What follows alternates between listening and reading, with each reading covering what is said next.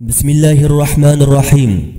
انتشر الفيروس الصيني في جميع أنحاء العالم، تحث معظم الدول في العالم التي تحارب الفيروس الصيني مواطنيها على البقاء في منازلهم وعدم الخروج منها، حتى أن بعض البلدان تحمي حياة مواطنيها من خلال تطبيق قانون الحظر. لكن في نفس الوقت يقوم الصينيون بنقل أعداد كبيرة من الشباب الأيغور المسلمين في تركستان الشرقية إلى مدن الصينية كتيانجين وغيرها، وهي مركز انتشار الفيروس الصيني. حياتهم في خطر وتعريضهم بشكل كبير للإصابة بالفيروس، ومصيرهم مجهول.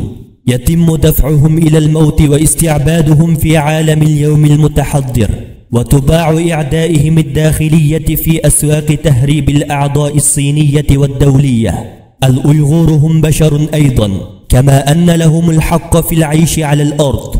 إن مأساة الأيغور اليوم تشكك في إخوة العالم الإسلامي وقيم الديمقراطيات وأخوة دول الأصول التركية وضمير